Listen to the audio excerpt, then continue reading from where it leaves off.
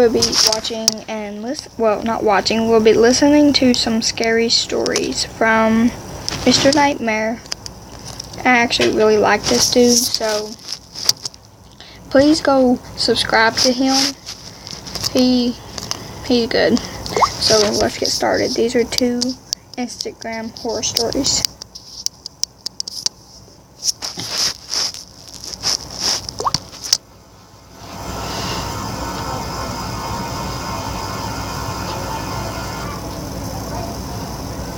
Sorry, skipping.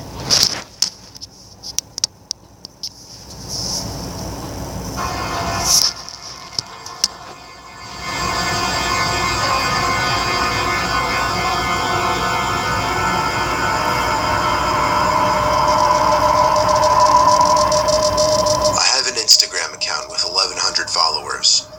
I had it set to public so anybody could come onto my page and look at my pictures, like them, and comment on them. So oftentimes I'd get people I didn't know liking my pictures and commenting on them. But one person stood out from the rest. I remember his first comment on one of my photos. It was a beach picture with one of my friends, so I was wearing a swimsuit. I had like 11 comments on it, but one of them was from somebody I didn't know. It was 3 flame emojis. I clicked the man's profile. He had 3 pictures, 80 followers, and he was following over 200 people, including me. All 3 of his pictures were of him, selfies, which didn't look like he was 40 or 50. I didn't mind though, it's expected to happen to a certain extent. However, after that photo, it started becoming a thing where the man would just comment on every new photo I posted. One comment just said hot. This one was a little creepier, honestly. But then 2 days later, after posting my next picture, the man didn't comment this time. Instead, he sent me a direct message. It said, "Hey, I just wanted to tell you that you're beautiful, even though I'm like 30 years older than you, LOL. I responded, LOL, thanks, which I'm surprised I did. Most people would have probably ignored it. He got back to me with, "I would kill to meet a girl like you." I replied 10 minutes later with thanks, hoping he wouldn't say anything else. But he got back to me with, "Maybe one day I'll meet you, ... LOL. I didn't reply to that one. I found everything about the guy creepy, but I didn't block him. I figured, why get rid of a free follow and likes? I hadn't heard from him until I posted a new photo. This one of my sister Carol and I in front of our house. The man commented quickly on the photo, saying, "You and your sister are so cute." Now it was becoming too much for me, so I removed the comment and blocked him. Later in the day, Carol and I were home alone.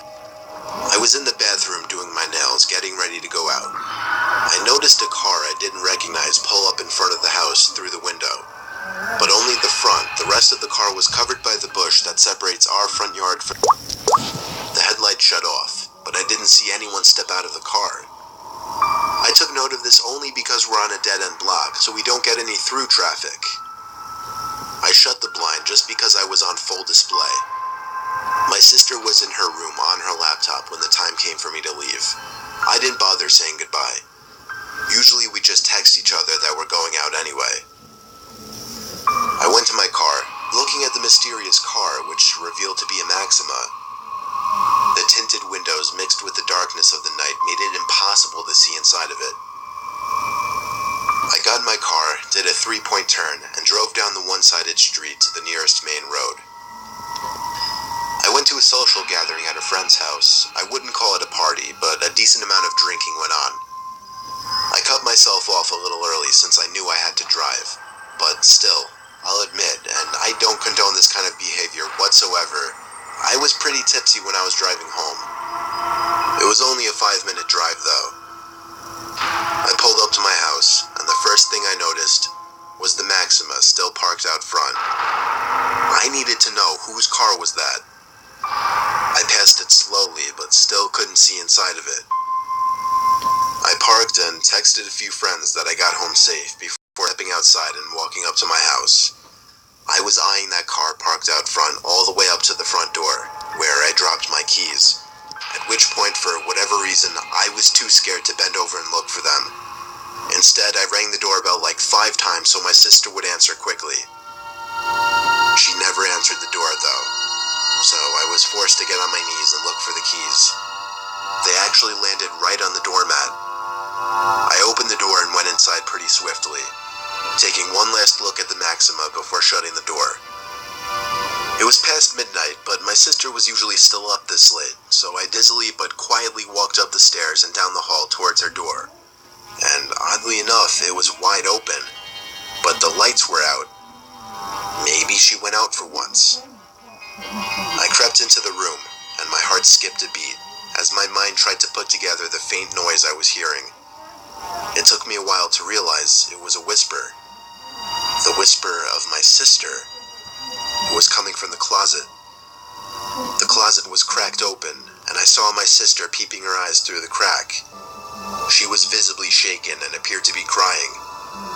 I knelt down next to her and opened the closet all the way, whispering, "What's going on?" She didn't say anything, though. She just kept putting her finger on her lips, telling me to be quiet. I tugged at her arm to pull her out of the closet, and when she was out, I pushed the closet shut quietly. This revealed my sister's room again, as well as somebody clear as day standing direct center in my sister's room. I don't know if he was facing us or not, but that didn't matter, because we both wailed as we ran together. I felt the vibrations of the man stomping close behind us. We went straight for the car. I was able to lock the doors without even a second to spare before the man chasing us tried the door handle. When he realized it was locked, he started bashing at the window with his shoulder, all while my sister was screaming and wailing, making the matter worse. Through the intensity of the situation, I still was able to make the connection. It was the same man who had been stalking me on Instagram. I had to do a 3-point turn, but all the while I was honking the horn to get as much attention as possible from the neighbors. I think it worked because he got into his car, which turned out to be the Maxima, and did a 3-point turn as well. At first we thought he was tailing us, but instead he booked it past us and down another street to never be seen again. At that point, we just turned around and went back to the house. I called our parents and then the police. The police were able to find out how the man broke in, through an upstairs window. He climbed up a ladder onto the awning and boosted himself up to the windowsill. I told the police about how he was stalking me on Instagram and must have somehow found my address when I posted my most recent picture with my sister, which included my house number. I tried to help them by giving the man's Instagram account, but when I went to the blocked accounts section, it was empty. That meant that the man already deleted his Instagram. Therefore, even if there is a way for Instagram to track deleted users, it didn't matter because I didn't remember the man's username. So I hate to say it, but there was nothing the police could do, and I knew it. I've since set my Instagram to private and really only accept follow requests from people I know now. I'm also a lot more paranoid and wary of posting revealing photos.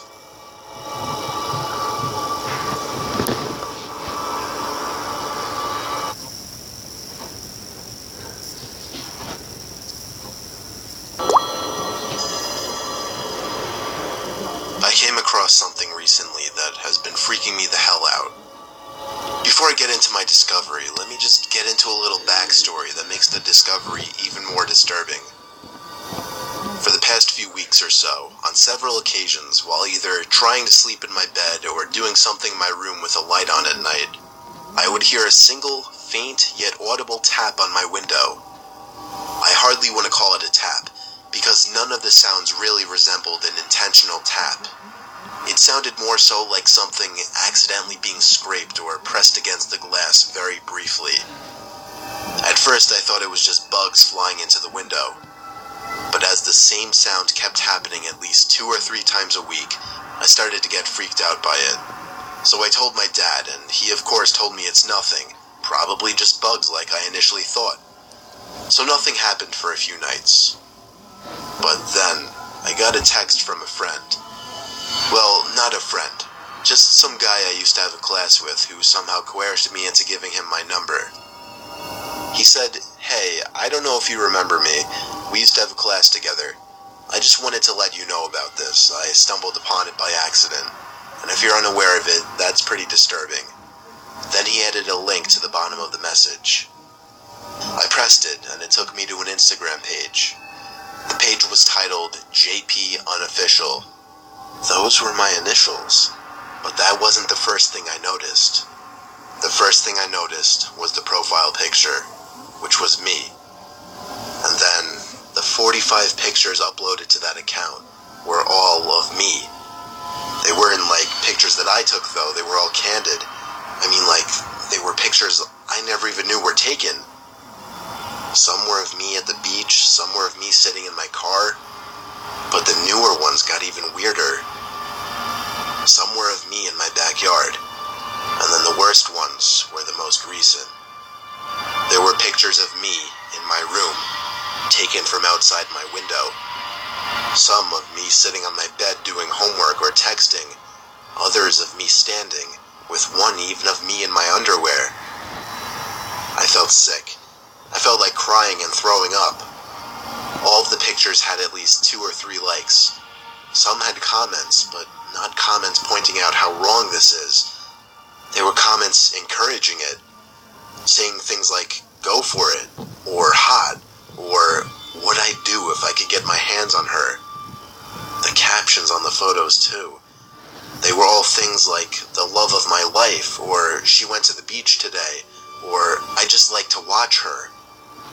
My mouth was twitching as a tear rolled down my face. I was so disturbed, I can't even describe the emotions I was feeling. And then, there was a sound again at the window. The sound. The unintentional scrape or tap. And then it clicked. It made sense now. When I put 2 and 2 together, I simply snapped. I lost it and screamed louder than I'd ever screamed before.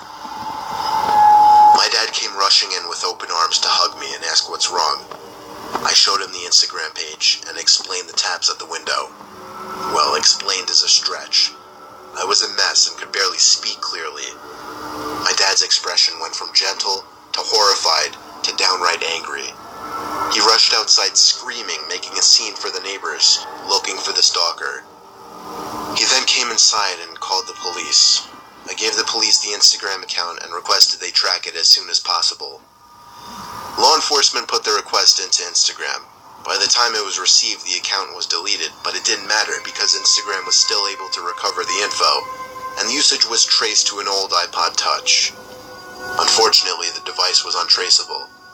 It was either destroyed or it had its Wi-Fi turned off permanently. My dad saw how messed up I was, and he plans on moving us out of the house within the month.